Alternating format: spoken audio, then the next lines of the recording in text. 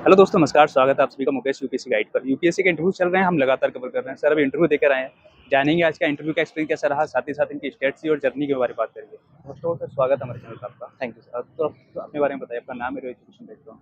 मेरा नाम आदित्य तिवारी है, मैं जयपुर राजस्थान से हूँ। मैंने हम्म। मेटलर्जिकल इंजीनियरिंग करी है ओके। और माइनिंग सेक्टर में जॉब करी है। ओके। और मेरा ऑप्शन पीएसआईआर है। और ये आपका मीडियम कौन सा था? मेरा इंग्लिश पेपर का मीडियम इंग्लिश और इंटरव्यू का मीडियम इंग्लिश। हिंदी था? English English English. दोनों हिंदी। ओके, तो आज का ओवरऑल एक्सपीरियंस कैसा रहा आपका?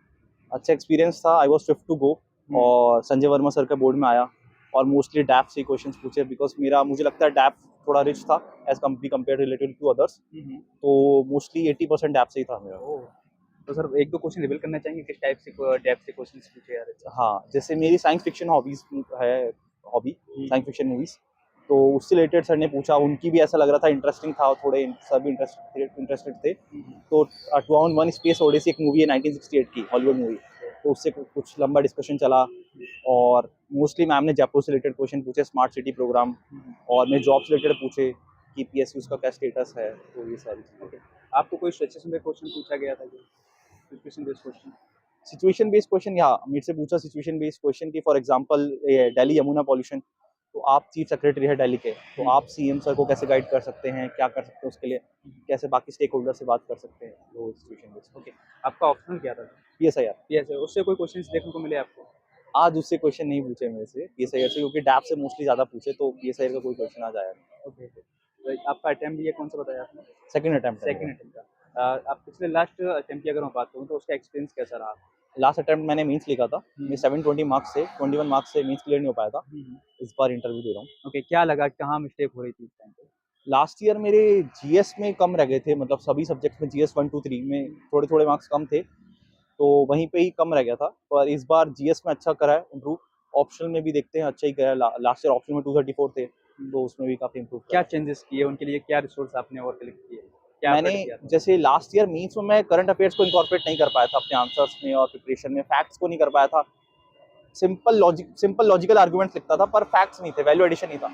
इस बार उस पर काम किया, ऑप्शनल में भी और जीएस दोनों जगह। ओके, यहाँ पर वैल्यू एडिशन की बात आती है, तो सर वैल्यू एडिशन के लिए क्या रिसोर्स आपके क्या क्या थे? उसमें आपका क्या गूगल का कितना योगदान था, किस तरीके के आपके रिसोर्स थे?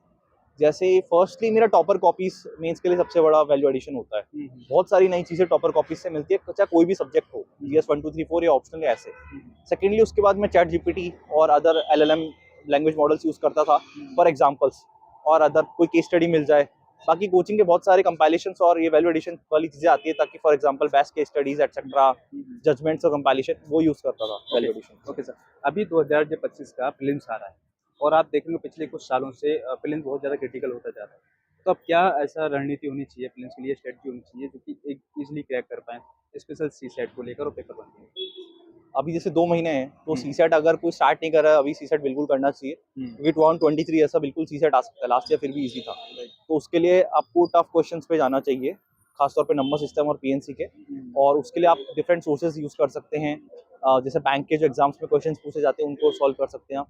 उसके अलावा जीएस में आपको डेडिकेटेड एमसीक्यू सॉल्व करनी चाहिए डेली कुछ, और पीवाईक्यूज को डेडिकेट टाइम देना चाहिए एनालाइज करने के लिए कि ये पर्टिकुलर क्वेश्चन इस पैटर्न में उस टाइम पे पूछा गया, तो अब कैसा आ सकता है। और उसमें स्मार्ट वर्क करना चाहिए, मतलब रैंडम फैक्ट से एनवायरनमेंट में लोग बहुत ज़्यादा फैक्चुअल चीज़ों के पीछे भागते हैं, तो उनके पीछे नहीं भागना चाहिए। ओके सर, सभी को पता है कि यूपीएससी के रिसोर्स क्या है, क्या बुकलेट है, क्या नहीं। उसके लिए अगर हम और क्या रिसोर्स और होने चाहिए जिससे कि हमें एक अच्छा आइडिया से मिल जाए कि ये इसके थ्रू हम एकदम किनारे पे चले? प्रीलिम्स में तो ऐसा जो स्टैटिक सोर्सेज है वही फॉलो करनी चाहिए, उनको मल्टीपल टाइम्स करना ओके चाहिए। सर, यहाँ पर स्टैटिक की बात है, तो स्टैटिक कहाँ से कवर करें? उसके लिए क्या जो स्टैंडर्ड बुक है वहाँ से, या फिर अलग कोई और रिसोर्स वहाँ से कलेक्ट किए? स्टैंडर्ड बुक्स ही सफिशिएंट है, मतलब हम्म। ये हैं। थोड़े रैंडम क्वेश्चंस आते हैं, पर वो आपको देखना पड़ेगा कि वो सबके लिए हैं उस टाइम पे उस दिन, क्योंकि सबने लक्ष्मीकांत ही पढ़ी है, उसके अलावा कुछ भी नहीं पढ़ा है। हम्म। तो उसका अगर वो क्वेश्चन है तो वो किसी का सही होगा तो स्मार्ट गेस वर्क से होगा, या फिर गलत हो जाएगा, या फिर कोई अटेम्प्ट ही नहीं करेगा। इसलिए स्टैटिक बुक्स को ही कंप्लीट करके जितना मल्टीपल टाइम्स आप कर सकते हो, और with MCQ practice with PYQs, तो प्रीलिम्स के लिए तो वही है। यहाँ पर हम एलिमिनेशन मेथड का भी यूज़ कर सकते हैं प्रीलिम्स में, किस तरीके से हम यूज़ कर सकते बिल्कुल हैं? करना चाहिए आपको, वो उसके लिए प्रैक्टिस चाहिए, पर सफिशिएंट अमाउंट ऑफ क्या प्रैक्टिस और माइंडसेट होना पीवाईक्यूज। चाहिए उसके लिए? हाँ, बिल्कुल पीवाईक्यूज को एनालाइज करना चाहिए। फॉर एग्जांपल मैं एक क्वेश्चन बता सकता हूँ आपको हम्म। कि कुछ सालों पहले एक क्वेश्चन आया था डॉल्फिन्स के ऊपर, मतलब ये डुगोंग के ऊपर, सॉरी, क्वेश्चन आया था कि वो इंडिया के किस कोस्ट लाइन पे पाई जाती है। और वैसे ही क्वेश्चन आया था मोनोजाइट रिजर्व्स के लिए। तो क्वेश्चन वहीं से इंस्पायर्ड था, पर वो डिफरेंट सब्जेक्ट का क्वेश्चन है, पर इंस्पायर्ड वहीं से था। इस तरीके से आपको ट्रेस करना चाहिए पीवाईक्यूज को। ओके। ओके सर, आगे की अगर आप मेंस की बात करें तो मेंस का क्या और होना चाहिए? मेंस का जैसे जो वैल्यू एडिशन आप कह रहे हैं कौन सोर्सेज, वो अपने शॉर्ट नोट्स ही होने चाहिए, और उसके लिए आपको मेहनत करनी पड़ेगी। वो इवोल्यूशनरी प्रोसेस है, जैसे मैंने बताया, अलग अलग सोर्सेज से अपने शॉर्ट नोट्स बनाइए, टॉपर की कॉपीज से, और बाकी जो कोचिंग के मटेरियल रहते हैं, वैल्यू एडिशन के जजमेंट, सुप्रीम कोर्ट के जजमेंट, इस तरीके से, और न्यूज़पेपर करंट अफेयर, वो बहुत इंपॉर्टेंट है मेंस के लिए। तो तो वहाँ से आप इसमें न्यूज़पेपर, यहाँ पर न्यूज़पेपर यूज़ कर सकते हैं या फिर जो मंथली मैगज़ीन आती है, वो यूज़ कर सकते हैं? कौन-सा मतलब हमारे लिए बेनिफिशियल होगा? दोनों ही करना चाहिए, पर न्यूज़पेपर को डेली आप कम टाइम दे सकते हैं। जैसे इंटरव्यू के टाइम तो बहुत ज़्यादा टाइम देना है, पर प्री और प्रीलिम्स और मेंस के लिए आप न्यूज़पेपर को कम दे सकते हैं। डेली 1 घंटे में ही कर सकते हैं। आपको 1 पढ़ना है, 2 पढ़ना है। उसके अलावा आप मैगज़ीन कीजिए, ओके। मैगज़ीन को डेडिकेटेड कीजिए। जो न्यू एस्पिरेंट इस फील्ड में आ रहे हैं, उन जो बिगिनर हैं अभी, उनका क्या माइंडसेट लेकर इस फील्ड में आए हैं? क्या-क्या माइंडसेट उनका होना चाहिए?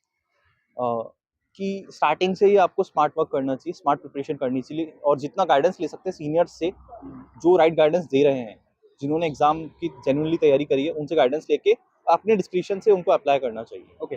सर, यहाँ पर देखा जाता है यूपीएससी एस्पिरेंट एकदम इमोशनलेस हो जाते हैं कुछ टाइम बाद, फर्स्ट टाइम हुआ, सेकंड अटेम्प्ट हुआ। कहीं न कहीं उनकी मेंटल हेल्थ पे इफ़ेक्ट पड़ता है, तो उसके लिए क्या करना चाहिए? किस तरीके से अपने आप को इम्प्रूव करना चाहिए? उसके लिए जो अपने पढ़ाई के वर्किंग आवर्स है, जो स्टडी आवर्स है, उसको कंट्रोल करना चाहिए। कभी ज़्यादा नहीं, कभी कम नहीं, इस तरीके से कंसिस्टेंसी मेंटेन करनी चाहिए, और बीच में ब्रेक्स लेनी चाहिए। और उसके अलावा आप काफ़ी और तरीके स्ट्रेस मैनेजमेंट के अपना सकते हैं, कि जैसे मेडिटेशन, योगा वगैरह।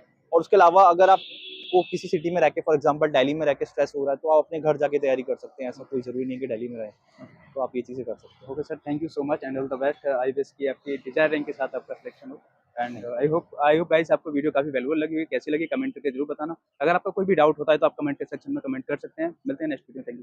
Thank you so much. Thank you.